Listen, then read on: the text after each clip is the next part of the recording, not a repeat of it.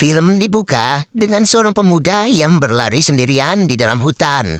Hutan yang terletak di sebuah pulau ini ternyata sengaja dijadikan tempat berburu bagi para orang kaya.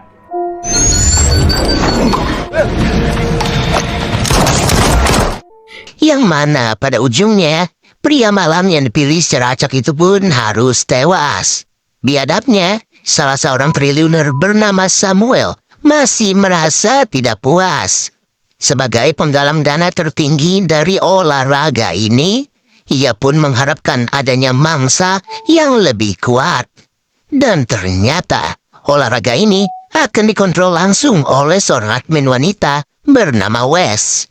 Dibantu dengan segerombol AI, Wes harus menseleksi ulang siapa kira-kira calon mangsa yang sangat tepat. Dan karena telah menyogok pihak kepolisian, mereka pun hanya boleh memilih mangsa dari para tahanan yang tersedia. Sayangnya, sampai sekarang ini, tak ada satupun mangsa yang bisa selamat dari pulau itu. Hingga suatu ketika, si pria AI menyarankan seorang kakek bernama Thomas Malone. Thomas Malone merupakan tahanan senior yang sengaja ditempatkan di sel khusus dengan total hukuman selama 117 tahun. Namun di sini, si pria AI tak menyarankan Wes memilih Malone. Karena tentu saja, di balik angka 117 tahun itu, Malone telah melanggar hukum yang bahkan tak pernah terfikirkan oleh Wes sekalipun. Malone telah kabur dari 3 penjara, dicari di 47 negara, dan juga mematahkan 200 tulang dari para sipir. Tapi ternyata, data-data itulah yang justru membuat Wes tertarik untuk memilih Malone. Malone sendiri sebenarnya tak pernah takut akan kematian. Namun pikirannya berubah setelah ia baru mendapat kabar bahwa anak putrinya baru saja melahirkan 2 orang anak. Yang itu berarti Malone baru memiliki 2 cucu baru. Dari alasan itulah, Malone kembali memiliki alasan untuk tetap hidup di dunia ini. Sedangkan di situasi yang lain, para pemburu yang terdiri dari 6 orang kaya di dunia ini pun mulai bersukacita atas kabar adanya mangsa baru. Dan seiring berjalannya film ini, nama mereka akan gue perkenalkan satu-satu ya guys. Tapi intinya mereka ini telah menjalankan olahraga berburu sebanyak 1.300 kali. Yang itu berarti ada 1.300 korban dan mereka selalu menang di setiap waktunya. Nah, karena kemenangan bertubi-tubi itu, mereka sampai meremehkan tiap mangsa yang datang. Di mana lokasi perburuan akan tetap sama di satu pulau, yakni di sebuah pulau bernama Apex Island. Sontak, Malone yang baru saja dibawa dengan kontainer langsung bergerak sesuai arahan Wes. Ia memiliki base terpencil di tengah hutan, yang mana di dalam base itu, ia harus menunggu sebentar. Unforgettable. Di sisi lain, para pemburu turut memiliki base. Pemburu pertama yang hadir kali ini bernama Laili. Dan setelah menunggu cukup lama, kehadiran Laili pun akhirnya disusul oleh pemburu lain. Ya, pemburu yang satu ini bernama Eki. Lalu datang lagi pemburu ketiga bernama Bishop dan pemburu keempat bernama Jiza. Jiza ini adalah satu-satunya pemburu wanita dan ia begitu rakus akan segala kekayaan. Yang tak lama, datang pemburu kelima bernama Carrion. Sedangkan di luar base, pemburu ke-6 bernama Samuel baru saja tiba. Dari 6 pemburu, hanya Samuel yang terlihat paling santai. Ia bahkan terus mengenakan jas di setiap aksinya.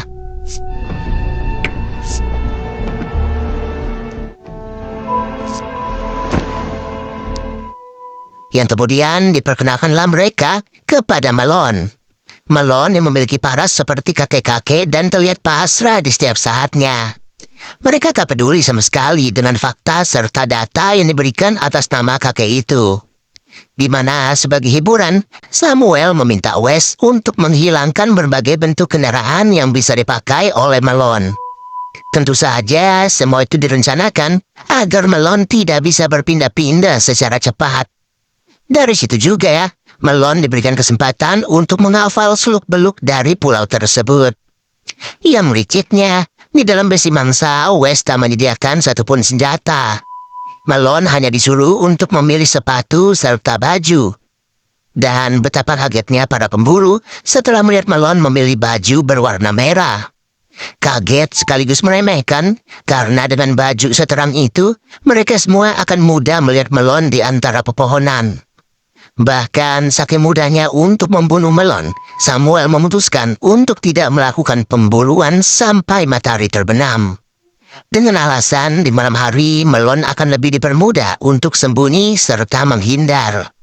Alhasil, dengan waktu sebanyak 3 jam, Samuel beserta 5 triliuner yang lain langsung merasa lebih santai. Sedangkan Om Malone sendiri tetap berjalan aja di dalam hutan sembari meraba-raba situasi sekitar.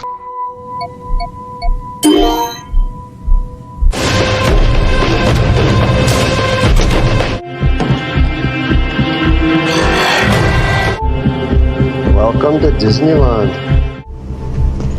Wow. Really? Fine. Let them pick you off one at a time. Ya, intinya mas, selama fase ini, para pemburu cuma menempati posisi mereka masing-masing aja. Ada yang sibuk merokok, ada juga yang memasang ranjau darat.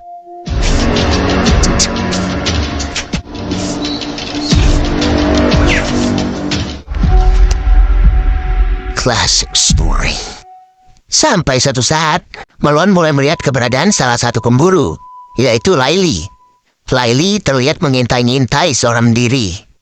Di sini, Riley fokus kepada salah satu jasad mangsa yang sengaja ia tembak untuk mengetes akurasinya. Oh.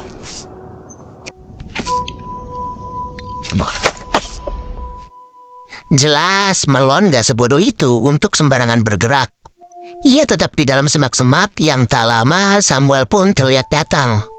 Pada momen inilah, Samuel tak tertarik untuk membahas keberadaan Malone. Yang mana ia malah membahas permasalahan bisnis serta berniat untuk menewaskan Riley. Tak lain tak bukan, ternyata Samuel ingin merenggut tiap-tiap perusahaan milik Riley sebagai miliknya. You win, okay? Hey, listen. What the fuck are you doing? Okay. Malone pun hanya bisa melihat dari jauh betapa serakahnya manusia ini. Hanya butuh beberapa waktu, Riley sudah tak lagi bernyawa, dan Bishop sendiri langsung sadar akan hal itu. Tapi Bishop tidak akan mengadu ke siapapun, asalkan Samuel mau membagi 20% saham Riley kepadanya. Tak lama, keadaan sekitar semakin ramai. Malone sendiri segera mengambil sebuah batu demi mengalihkan perhatian dari para pemburu itu. Action! Put it down! Is there something?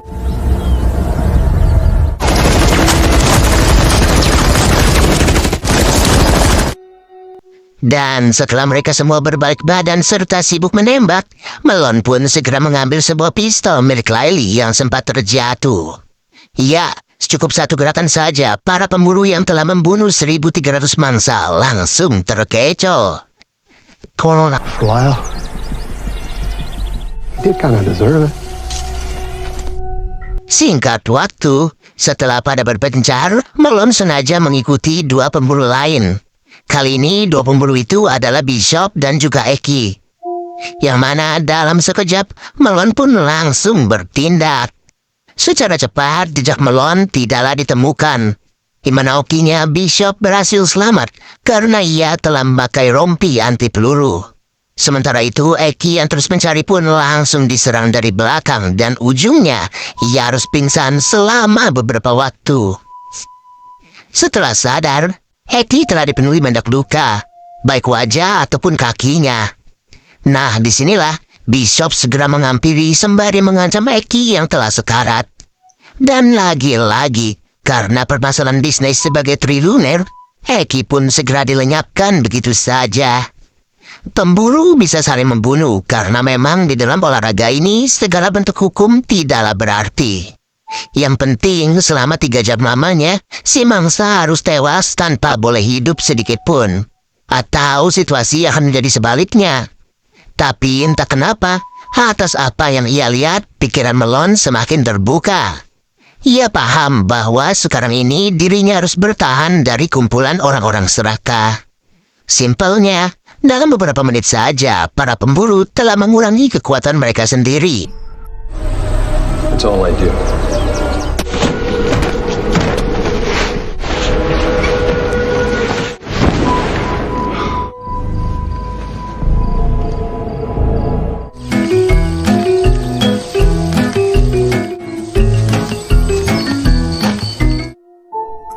Yang dengan begitu, Malone tak ingin bergerak terlalu banyak dan ia harus bersantai menghirup oksigen dulu di pulau ini. Sesekali, ia bisa mengisi perut dengan memakan buah beri yang tumbuh di sekitarnya. Berbeda dengan Giza, tahu bahwa Laili telah mati, Giza berniat memborong seluruh saham perusahaan milik Laili untuk mencari Riton. Namun tiba-tiba saja...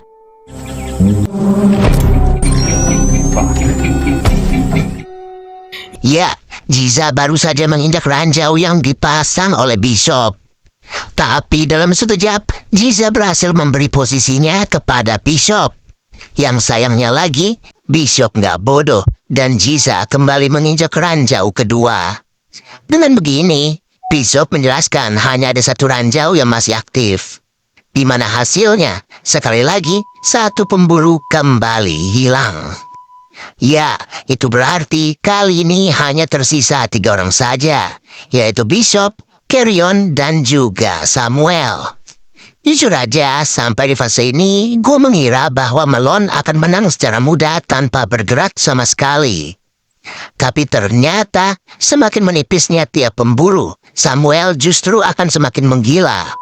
Apalagi Bishop sendiri nekat menantang Samuel untuk buy one berduaan aja. Yang tentulah Samuel gak sebodoh itu. Ia menyadari juga gerak-gerik Bishop yang sedari awal menginginkan seluruh kekayaan. Oleh karenanya, Carrion pun sengaja datang untuk mengajar Bishop. Benar-benar dugaan yang tidak terduga, bukan?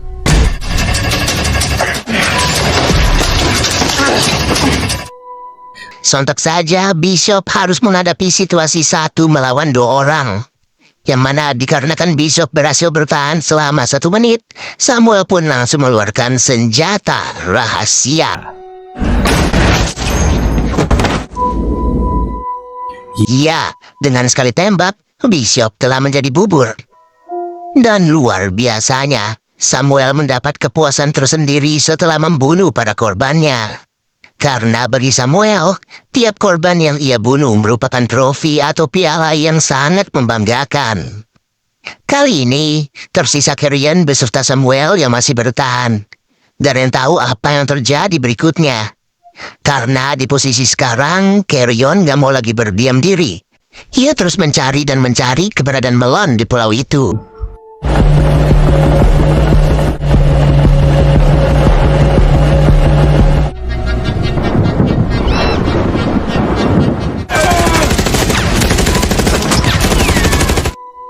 Hingga pada akhirnya, ketika tiba di hutan, Carrion pun mulai kecolongan.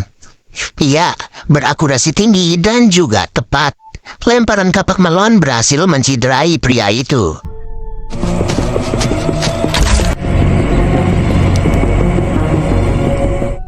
Sedangkan di sisi lain, Samuel pun segera menghubungi Carrion untuk menanyakan posisinya. Tapi dikarenakan Carrion sedang terpojok, jadinya ia tak bisa menjawab. Yang alhasil, Samuel pun segera memanfaatkan opsi bantuan melalui Wes. Di mana ternyata, opsi bantuan yang digunakan adalah memanggil 5 pemburu tambahan yang siap dipanggil kapan saja. Dari sini, Carrion pun turut mendapat notif itu. Dan ia menjelaskan bahwa Samuel belum pernah menggunakan opsi bantuan ini selama 1.300 kali bermain.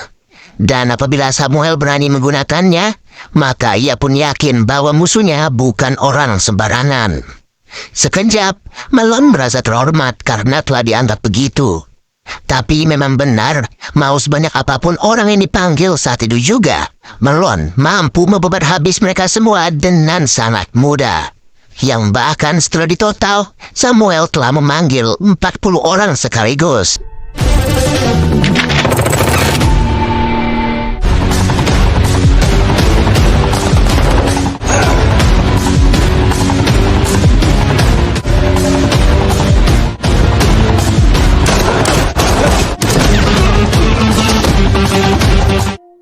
ada yang menyangka bahwa kakek yang dianggap tua ternyata musuh yang paling menakutkan bagi semua pemburu.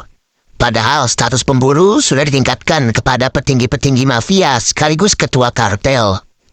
Namun tetap saja, pada akhirnya Malone berhasil tiba ke base tersembunyi dari para pemburu. Untuk pertama kalinya, Samuel pun berhadapan langsung dengan Malone.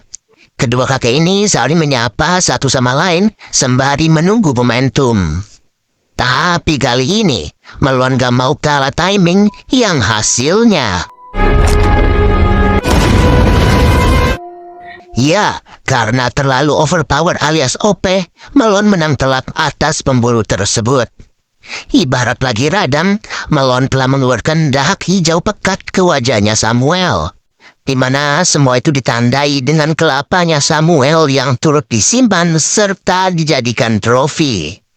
Dari situlah, Malone pun dinyatakan sebagai pemenang, dan dia berhak bebas dari tahanan untuk hidup bersama kedua cucunya. Oke deh guys, mungkin segini dulu alur cerita dari film kali ini. Sampai bertemu lagi di video berikutnya. Dadah.